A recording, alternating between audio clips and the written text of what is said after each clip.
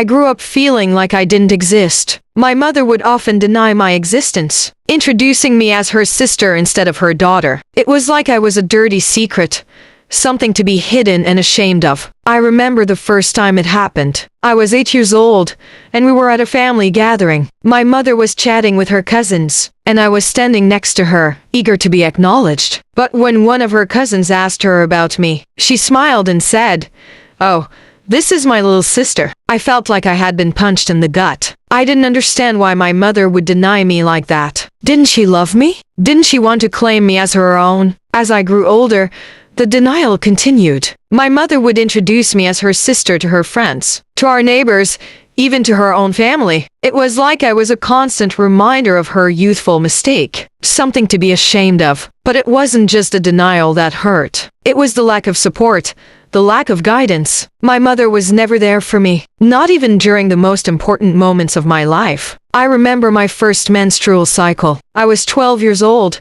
and I had no idea what was happening to my body. I was scared, confused, and alone. My mother was nowhere to be found, but our neighbor, Mrs. Johnson, took pity on me. She explained what was happening, showed me how to use sanitary pads, and reassured me that everything was going to be okay. I was grateful to Mrs. Johnson, but it hurt that my own mother wasn't there for me. It hurt that she didn't care enough to explain things to me, to comfort me, to be there for me. She never attended any of my school activities and grew up feeling like an orphan. My mother would always say this to me: "You are a curse. You ruined me. Your father left me because of you. I hate you." These words hurt me so badly as a child. I heard from people that my supposed father left her immediately she got pregnant of me, and this made her sad. She had to drop off from school, that's why she didn't get any degree. She thinks I interfered with her future. But how is that my fault? As I got older, the criticism only intensified. My mother would constantly find fault in everything I did, from my grades to my appearance. I felt like I was never good enough for her, like I could never measure up to her expectations. But despite the difficulties, I always tried to be a good daughter. I helped out around the house, took care of my mother's needs, and tried to make her happy. But no matter what I did, it was never enough. And then, when I was in my early 20s, my mother met my stepdad. He was charming and handsome, and my mother was swept off her feet. For the first time in my life, I saw my mother truly happy. I was happy that she finally got a man of her own and approved to show that. I was not a cursed child anyways. Wanted a complete family. My relationship with my mother improved as she got married to my stepfather. I was very happy and grateful to my stepdad for coming into our lives. Have always wanted a large family. At least I will have siblings and feel complete. My mother did everything to make my stepdad happy and keep the home intact. But as their relationship progressed, I started to notice that my stepdad was not what he seemed. He was charming and charismatic, but he had a dark side. He would often flirt with other women, and I suspected that he was cheating on my mother.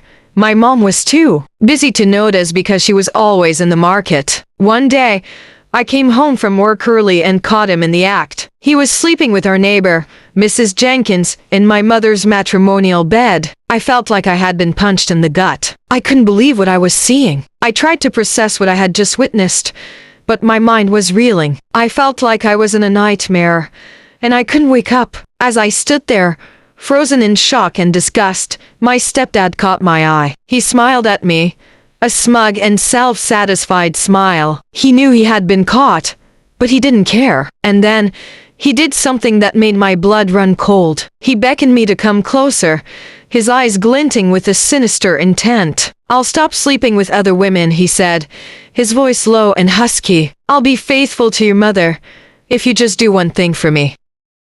I knew I shouldn't have asked, but I couldn't help myself. "What do you want me to do?" I asked, my voice barely above a whisper. He smiled again, and I felt a chill run down my spine. "I want you to be mine," he said. "I want you to do what I say, when I say it." I knew I had to get out of there fast. I turned and ran, not stopping until I was safely locked in my bedroom. This man is a disappointment. Felt sorry for my mom. The only thing that made her happy and complete was about to be shattered. But the image of what I had seen haunted me. I couldn't shake the feeling of disgust and betrayal. And as the days went by, I started to feel a creeping sense of darkness. I felt like I was losing myself, like I was drowning in a sea of despair. I started to withdraw from my friends and family. I stopped going out, stopped enjoying the things I loved. I just felt numb, empty, and alone. Should I tell my mom? Would she believe me?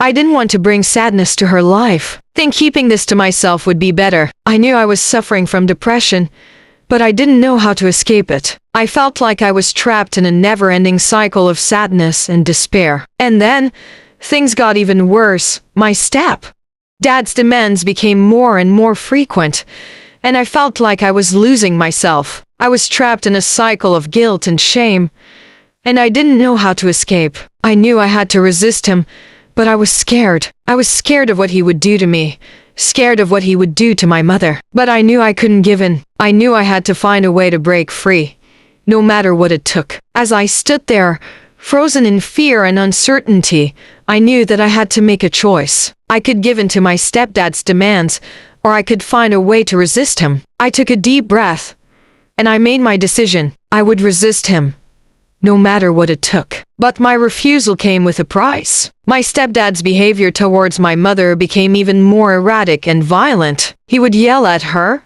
blame her for everything, and even physically abuse her. And then, he would turn to me and say, "You're the one who's causing all this. If you just did what I wanted, I wouldn't have to treat your mother like this." I knew it wasn't true, but my mother didn't. She believed him, and she started to turn on me. She would yell at me, tell me that I was the one who was ruining her life. I couldn't take it anymore. I couldn't watch my mother being maltreated and abused, and I couldn't take the blame for it. Something inside me snapped, and I knew I had to act. I couldn't just sit back and watch my mother's life being destroyed. I took a deep breath, and I made a decision. I would do whatever it took to protect my mother, even if it meant putting myself in harm's way. And with that, everything changed. I thought about my stepdad's abuse and manipulation, and I felt a wave of anger wash over me. I wanted him to pay for what he had done to my mother and me. As I stood in the kitchen, cooking dinner, I found myself thinking about poisoning him. I could put something in his food, something that would make him sick, something that would make him pay. I felt a surge of excitement at the thought,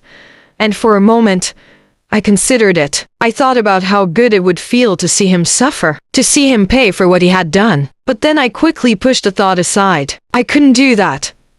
I told myself I couldn't take someone's life, no matter how much they deserved it. As the days went by, I felt like I was losing myself. I was trapped in a cycle of abuse and manipulation, and I didn't know how to escape. My stepdad's behavior was getting worse and worse. He would yell at me, belittle me, and make me feel like I was worthless. "I'm the only one who can make your mother happy," he would say. "And if you don't do what I say, I'll leave her. I'll say no to the marriage." I felt like I was being blackmailed, like I was being forced to do something I didn't want to do. But I knew I couldn't give in. I knew I had to resist him, no matter what. "I won't do it," I said, trying to sound brave. "I won't do what you say." My stepdad's face turned red with anger. "Fine," he said. "If you won't do what I say, then I'll make sure your mother pays the price." I felt a chill run down my spine. I knew I had to protect my mother, no matter what. And so, I made a desperate decision. I agreed to do what my stepdad wanted,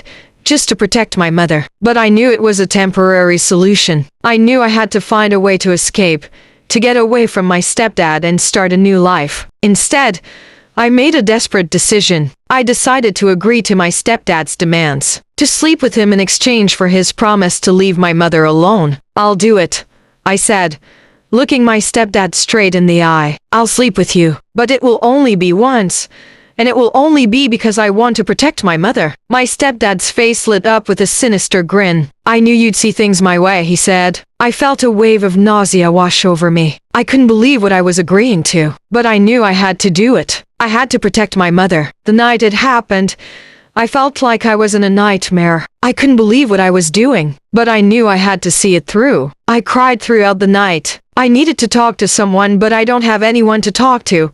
He took my virginity. After it was over, I felt like I had lost myself. I felt like I had sacrificed my own dignity and self-worth for the sake of my family. But I knew I had to keep going. I had to keep protecting my mother, no matter what it took. I got pregnant for the very first time. I told him I have not seen my period for the month. He gave me pills to swallow and told me that it will take care of it. That night I bled profusely. The bleeding continued for 2 weeks and he tell me, remember, you doing this for your mother. I needed to leave home, if not I might commit murder. Back few of my things and left to my friend's place. The second day of living home I got a message saying, can't run away from me, you belong to me. Leave me, I will kill your mom. I felt a wave of fear wash over me as I read the message. I knew I had to protect myself, no matter what. But before I could even process what to do next, I received another devastating blow. I had taken out the pregnancy, and the doctor had informed me that my womb was damaged. I couldn't believe what I was hearing. I had sacrificed my own health, my own well-being, to escape the toxic situation. And then, just a week later, I came back home, pretending like nothing had happened. I was trying to put on a brave face, but inside, I was still reeling from the trauma. I didn't know how to process my emotions, or how to deal with the physical and emotional pain. All I knew was that I had to keep moving forward, no matter what. As I walked through the door, I saw him sitting on the couch, a smug look on his face. He thought he had won, that he had broken me, but he was wrong. The thoughts that had been swirling in my head for weeks now came to the forefront. He doesn't worth living. I thought to myself, I will end him. I felt a calm wash over me, a sense of determination. I knew what I had to do. I walked over to him, my heart pounding in my chest. I looked him straight in the eye, and I said, you're going to pay for what you've done to me. He sneered at me, but I could see the fear lurking behind his eyes. He knew he had gone too far, and now he was going to face the consequences. Despite everything I had endured, the thought of my mother's happiness kept me going. It gave me the strength to carry on, to keep pushing forward. At least I told myself I had made sacrifices for someone I loved. My stepdad may have taken advantage of me, but my mother's smile was worth it. I remembered the way she used to smile when I was a child, before my stepdad came into our lives. It was a pure, genuine smile, full of joy and love. And even though my stepdad had tried to destroy me, I knew that I had preserved that smile, at least for a little while. It was a small comfort, but it was enough to keep me going, enough to make me feel like I had done something worthwhile, something that would make my mother proud. I was taken aback by the news. A week before I could finally exact my revenge, he fell ill. It was as if fate was intervening, stopping me from carrying out my plan. I had thought about kidnapping him, taking him away from the world and making him pay for what he had done to me. I had thought about the satisfaction I would feel, seeing him helpless and afraid. But now, as I sat in my room, thinking about his illness, I felt a sense of unease. Was this really the justice I had been seeking? Was this really the closure I needed? I didn't know how to feel. Part of me wanted him to suffer, to pay for what he had done to me. But another part of me felt a sense of relief, like I had been spared from something terrible. As I grappled with these conflicting emotions, I received news that his illness was serious. He was in the hospital, fighting for his life. I didn't know how to react. Part of me felt a sense of satisfaction, like justice was finally being served. But another part of me felt a sense of sadness, like I was losing something precious. I knew I had to make a decision. I had to choose between my desire for revenge and my desire for closure. I had to choose between my anger and my compassion. I watched as my mother poured all her energy into saving him. She sold most of our property, draining our family's finances, just to afford his treatment. Despite her efforts, I couldn't help but feel a sense of resentment towards him. Why should my mother sacrifice so much for someone who had caused us so much pain? But my mother didn't see it that way. To her, he was still her husband, and she was determined to care for him, no matter what. When the doctors agreed that he could receive treatment from home, my mother was relieved. She took on the task of caring for him, nursing him back to health with a devotion that I could only admire. As I looked at him, lying in bed, dependent on my mother for every little thing, I felt a twisted sense of justice. He had once held all the power, but now he was at our mercy. On a quiet Sunday morning, he passed away, surrounded by the very people he had hurt the most. My mother's reaction was shocking, a mix of emotions that I had never seen before. She was crying and laughing at the same time, her eyes filled with tears as she smiled. I did it, she whispered, her voice trembling with emotion. He deserves to die. I stood there, frozen in shock, as my mother's words hung in the air. I had never seen her like this before. Her emotions raw and conflicted. I felt a chill run down my spine as I realized the true extent of my mother's pain and suffering. She had been hiding it for so long, putting on a brave face for the sake of our family. But now, with him gone, she was finally free to express her true feelings. And what I saw was a mix of sadness, relief, and even joy. I didn't know how to react. Part of me felt a sense of justice, knowing that he could no longer hurt us. But another part of me felt cold, detached, like I was observing a scene from a distant perspective. I know about what he did to you, I said, my voice shaking with emotion. I know about everything that went on. My mother's eyes filled with tears as she looked at me. She started apologizing, her words stumbling out in a rush. I'm so sorry, she said. I'm sorry that I didn't act fast enough. I'm sorry for all the years I stopped being a mother to you. I felt a lump form in my throat as I listened to her words. I had waited so long to hear her acknowledge the pain she had allowed me to suffer. Why did you stay with him for so long? I asked, my voice barely above a whisper. My mother took a deep breath before answering. I was scared, she said. I was scared of being alone, of not being able to provide for you. But I realize now that I was wrong to stay. I should have protected you. I felt a sense of relief wash over me as I listened to her words. It was a relief to finally have her acknowledge the truth, to finally have her take responsibility for her actions. What happens now? I asked, looking at her with a sense of hope. My mother smiled, a sense of determination in her eyes. We start over, she said. I sold all the property, and we can use that money to move to a different city, to start fresh. I felt a sense of excitement at the prospect of starting over, of leaving the pain of the past behind. I knew it wouldn't be easy, but I was ready to try. We can leave all of this behind, my mother said, her voice filled with conviction. We can start a new life, one where we can be happy and free. I nodded, feeling a sense of hope that I hadn't felt in years. Maybe,